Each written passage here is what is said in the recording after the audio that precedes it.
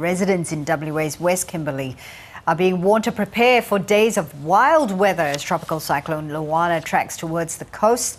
The Weather Bureau says that the system is forecast to bring destructive wind gusts and potential flooding. Let's go now to our reporter Rachel Jackson, who joins us now from Broome. We understand Luana is about to make landfall, perhaps at about 12 o'clock, 2 o'clock this afternoon. But how is it tracking right now? Yeah, so the most recent update that we have from the Bureau still shows that Tropical Cyclone Luana is tracking as a Category 1 system. It is expected to bring damaging wind gusts of up to 155 kilometres per hour as it approaches the Kimberley coast. We're also expected to see heavy rainfall, which has already settled in some remote communities here, and that is expected to continue. With that comes a risk of potential flooding through areas in the Kimberley as well. So according to this latest update, as you were saying before, the cyclone is expected to make landfall at around midday today as a Category 2 system over the Dampier Peninsula. It is then expected to continue tracking southeast, passing by Derby before weakening to a Category 1 system as it moves inland. We've got a warning zone in place for communities between Broome to northeast of Koori Bay, which also includes Derby and adjacent inland areas.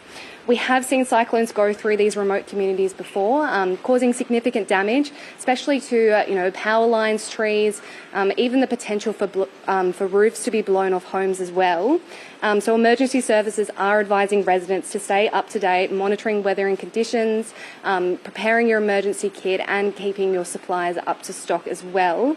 Many roads and tracks in the areas have now been closed too. And here is what some of the Weather Bureau had to say earlier. Tropical cyclone Luana did intensify overnight into a tropical cyclone, a Category 1 system, and we are expecting it to further intensify to a Category 2 system before making landfall this afternoon about the northwest Kimberley coast. We're expecting gale force winds or winds to 120 kilometres per hour to start to develop this morning in between Cockatoo Bay and Koori Bay, and then starting to even increase further as the centre of that system then moves across around the Dampier Peninsula. Yeah, so much of the preparation for that cyclone has already been done yesterday. It is still early hours here in WA, so residents are waking up to heavy rainfall and wind. We have actually already heard from one of the remote community members that heavy rainfall has settled in there. But residents of these remote communities along the Dampier Peninsula, they are preparing for their second cyclone in less than a month. But with that, they're rallying together. We've seen sandbags being handed out. We did speak to one remote community member yesterday. She was one of 50 locals in Darragin who were preparing to evacuate yesterday afternoon. She was saying, they're expecting dangerous conditions, and she was still understandably quite nervous from the impacts of ex-tropical cyclone Haley. So it does arrive with their recovery efforts do coincide with the arrival of Tropical Cyclone Luana between Cape Leveque and Beagle Bay today. We are also speaking to other community members. We know others have evacuated already yesterday afternoon. We spoke to one further north in Ardialoon. She has already evacuated with her 2 young children.